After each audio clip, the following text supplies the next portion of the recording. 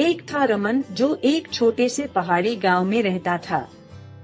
रमन बहुत ही चतुर और समझदार लड़का था। उसके गांव के पास एक घना जंगल था, जहां अक्सर लोग जाने से डरते थे, क्योंकि वहां एक बूढ़ी औरत रहती थी जिसे लोग डायन कहते थे। गांव वालों का मानना था कि वह औरत जादू टोना जानती थी और जो भी उसके घर के पास जाता था वह कभी वापस नहीं आता था।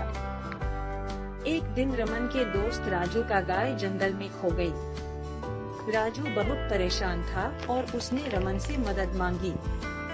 रमन ने सोचा कि यह मौका है सच का पता लगाने का। वह राजू के साथ जंगल की ओर चल पड़ा। जंगल में कुछ दूर जाने के बाद उन्हें वह बूढ़ी औरत का घर दिखाई दिया। रमन ने राजू से कहा कि वह बाहर इंतजार करे और खुद अंदर चला गया। जब रमन अंदर पहुंचा, तो उसने देखा कि बूढ़ी औरत एक चूल्हे पर खाना बना रही थी। वह बिल्कुल भी डरावनी नहीं लग रही थी।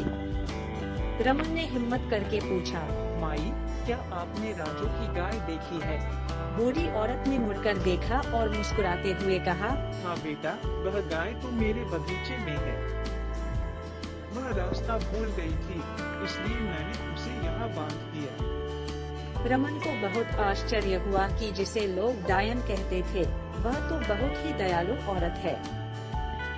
उसने बूढ़ी औरत से पूछा, माई, गांव वाले आपसे डरते क्यों हैं? बूढ़ी औरत ने एक गहरी सांस ली और बताया, बेटा, कई साल पहले गांव वालों ने मुझे गलत समझा। वे सोचते थे कि मैं जादू टोना करती हूँ, लेकिन असल में मैं तो बस एक हर्बल डॉक्टर हूँ। लोग मेरे पास इलाज के लिए आते थे, पर एक दिन एक बच्चे की मौत हो गई और गांव वाले मुझे दोष देने लगे। तभी से वे मुझसे दूर रहने लगे। रमन ने सारा सच जानने के बाद गांव लौटकर सबको बताया। पहले तो किसी ने उसकी बात पर विश्वास नहीं किया, लेकिन जब राजू की गाय सही सलामत लौट आई तो लोगों ने रमन की बात पर ध्यान देना शुरू किया। धीरे धीरे गांव वालों ने बूढ़ी औरत से माफी मांगी और उसे वापस गांव में सम्मान के साथ रहने दिया। रमन की समझदारी और हिम्मत ने न केवल एक गाय को बचाया बल्कि एक निर्दोष औरत को भी उसकी इज्जत वापस दिलाई। इस घटना के बाद रमन पूरे गांव के लिए एक हीरो बन गया और सबने सीखा कि बिना सच जाने किसी पर भी आरोप नहीं लगाना चाहिए।